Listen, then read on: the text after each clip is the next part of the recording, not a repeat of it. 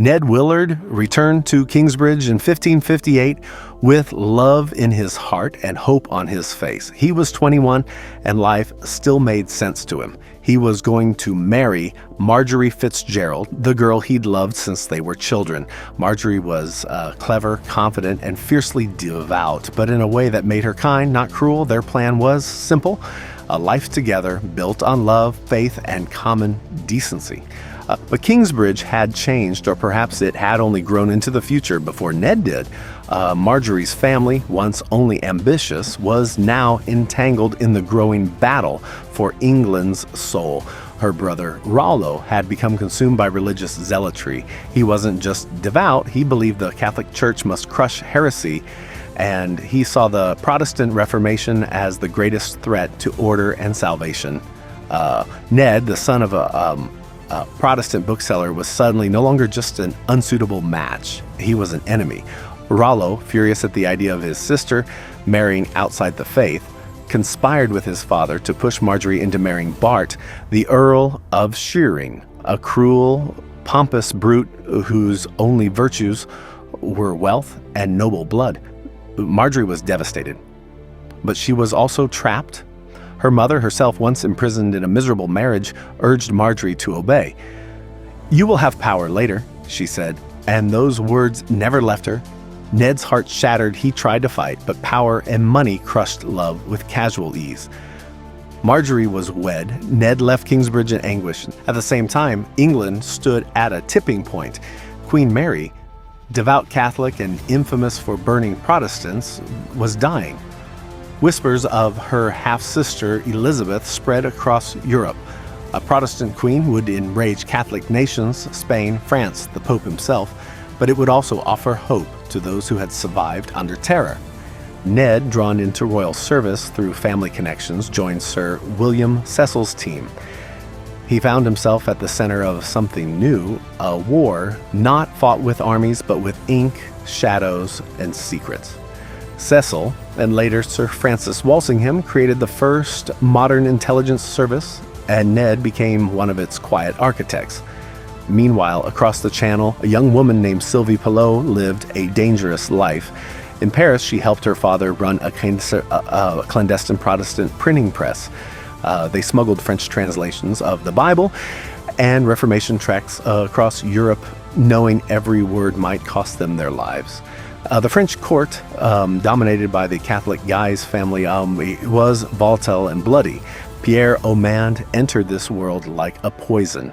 An illegitimate son of a nobleman, Pierre was charming, sociopathic, and utterly devoid of conscience. He insinuated himself into the Guise family by betraying Protestants and manipulating power-hungry nobles. His allegiance wasn't to God or nation, it was to his own rise. So through lies, blackmail, and seduction, he became a confidant to the Guise brothers, feeding their ambition and fueling their fury. Sylvie and Ned met when he traveled to France on a secret mission. She was cautious but intrigued. He was smitten but respectful. They shared ideals, if not yet dreams. She remained in Paris. He returned to London, but neither forgot the other. Back in Kingsbridge, Marjorie's marriage turned hellish. Bart was jealous, entitled, and abusive. Marjorie gave birth to children she tried to raise with kindness, despite her husband's contempt. But slowly she began to change, not into someone broken, but into someone bolder. She joined charitable work, supported the hospital, and began speaking in town meetings. Her voice, long quieted, grew firm. Years passed. Elizabeth became queen. Mary Stuart, Queen of Scots, fled to England, seeking protection after being ousted in Scotland. But Mary's presence was a spark in a field of dry grass. She was a legitimate Catholic heir to the English throne, beloved by Catholic powers, and a threat to Elizabeth's reign. Rollo Fitzgerald, now deeply tied to European Catholic conspirators, began coordinating plots to assassinate Elizabeth and place Mary on the throne. Jesuit priests were smuggled into England. Letters were encoded in lemon juice. Plots emerged and unraveled. The Ridolfi plot, the Throckmorton plot, each more intricate than the last. Ned and Cecil caught them all, and still Elizabeth refused to execute her cousin. In France, Sylvie's life exploded during the St. Bartholomew's Day massacre. She and her father had supported the marriage of Protestant Emery of Navarre to Margot, the French king's sister, believing it would bring peace. Instead, it brought slaughter.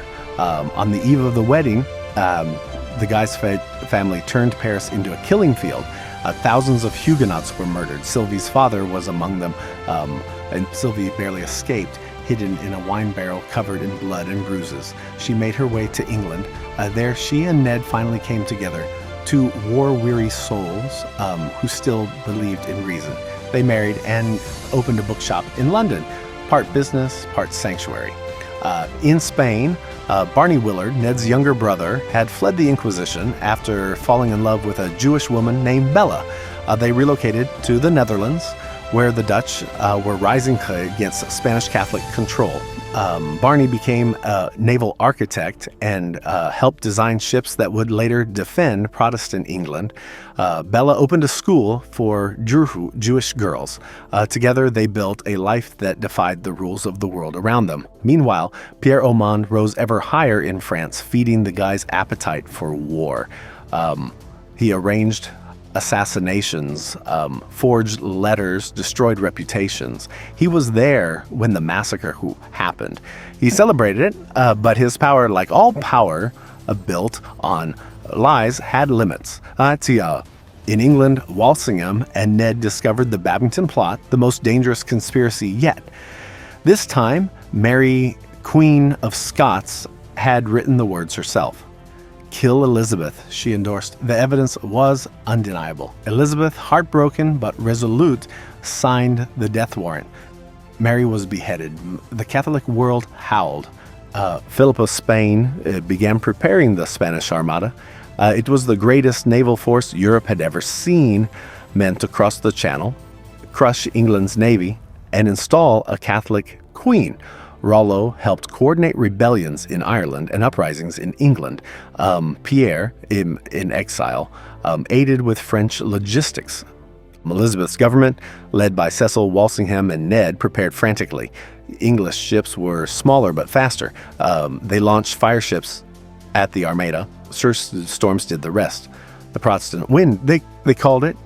God perhaps was on their side, but one last threat remained. Rollo, defeated politically, returned to Kingsbridge in secret. There he began assembling materials to destroy the Kingsbridge Cathedral Tower, a symbol of Protestant endurance. He planned to detonate it on a Sunday during Mass, killing hundreds and sending a message to the world. But Marjorie had become more than a survivor. She was the conscience of Kingsbridge now. She uncovered the plan, faced her brother, and exposed him. He was arrested, tried, sentenced. Pierre's end came in the gutters of Paris, with the Guise brothers dead and Henri of Navarre ascending the throne, first as a Protestant, then converting to Catholicism to bring peace. Pierre lost all his protection. He was stabbed by men who once called him useful. He died grasping for power that had already moved on. Alison Mackay, Ned's first courtly infatuation, married another man. Her story faded gently, another reminder that not all paths meant for you are yours to walk. Bella and Barney's children grew up speaking 3 languages and believing in none of the limits their parents had endured. Marjorie lived to see her sons become men of character. She remained unmarried, respected by the town, a leader in healing and education. She and Ned never rekindled their romance, but the bond between them was iron. Some love turns romantic, some becomes something deeper. Ned and Sylvie grew old together, surrounded by books and quiet visitors. Their shop became a place of peace, argument, and thought, a refuge in a world that still burned with new fires. Elizabeth ruled until her death. She named no heir. She never married, but she outlasted her enemies, including the ghosts of plots long buried. And Kingsbridge endured. In the end, it was never just about kings or popes, swords or ships. It was about people, ordinary and extraordinary, choosing to either crush difference or live with it, choosing to kill for faith or care through it. Not everyone chose well, but enough did. Enough to let the world move forward, enough to keep the tower standing.